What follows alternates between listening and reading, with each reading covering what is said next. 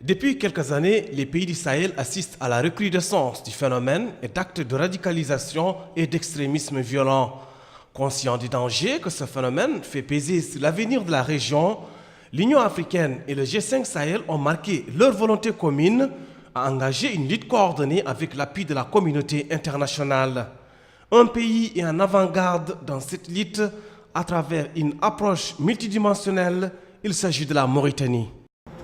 Face aux multiples menaces que fait peser l'extrémisme violent sur la paix et la sécurité internationale, la Mauritanie a initié une approche multidimensionnelle introduisant des méthodes innovantes dans les domaines juridiques, éducatifs, économiques, sociaux et religieux, afin de rendre opérants les mécanismes de lutte contre la radicalisation et l'extrémisme violent qui en est le corollaire.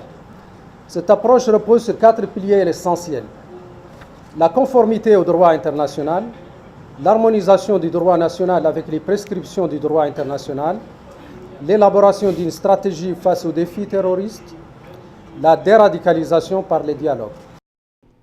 Force est de constater que la radicalisation et l'extrémisme violent interpellent au plus haut point. À cela s'ajoute l'urgente nécessité d'affiner les réponses face à ce véritable fléau.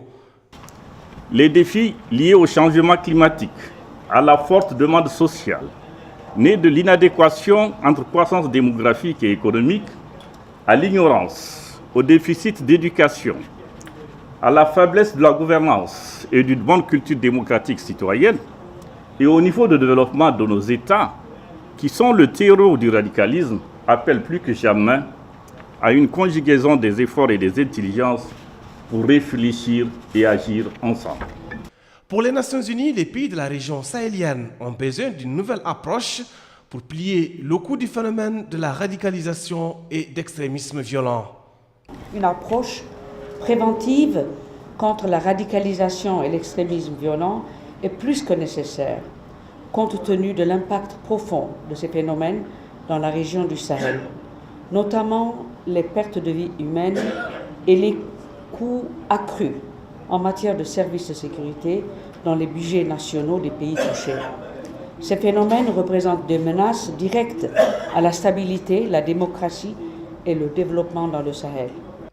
La rencontre a été également marquée par plusieurs autres interventions de représentants d'institutions sous-régionales et de partenaires au développement des pays du Sahel. Tous s'accordent à dire que la lutte contre ce fléau exige une action en amont, une dynamique de coopération régionale, une implication des initiatives locales, un dialogue interreligieux, entre autres.